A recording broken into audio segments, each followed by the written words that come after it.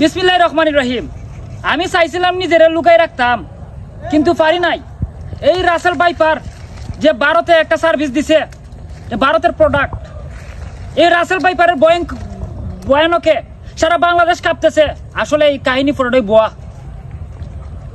এই রাসেল ভাইপারের কারণে আমি নিজেরা চাইছিলাম লুকাই রাখতাম, পারি নাই। অবশেষে বাইরে আইতে হইল।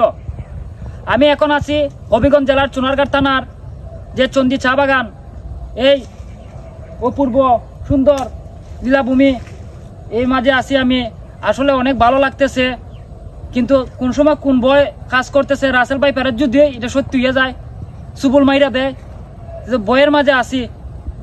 আর এটা আদৌ সত্যি কিনা মিথ্যা জানি না। রাসেল ভাইপার সারা বাংলাদেশের মধ্যে বাইরে হলো একটা টপিক।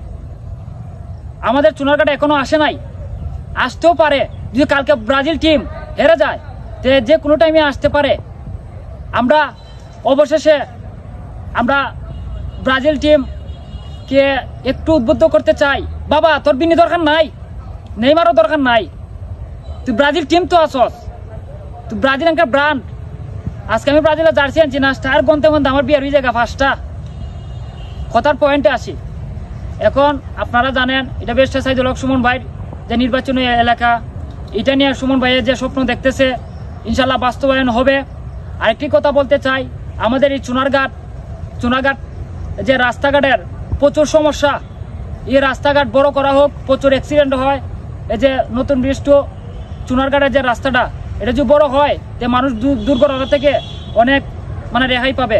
এই আজকে আমার চোখের সামনে শ্রীগুড়া যে হাই স্কুলের সামনে, শ্রীগুড়া হাই স্কুলের সামনে একটি সিনজি একটা মহিলাকে এই ধাক্কা দিয়ে এই মহিলার অনেক ইনজুরি হয়েছে।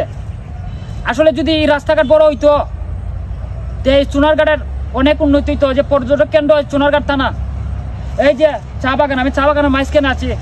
বাবা, মশা পাতলা মাইরে দেয় আমার সাথে, যে মশা পাতলা মাইরে দেয়, পাতলা মাইরে না মশা। অবশেষে আমি ধন্যবাদ জানি। আমার ভিডিও এখানে শেষ। সবাইকে আসসালামু আলাইকুম রহমতুল্লাহ।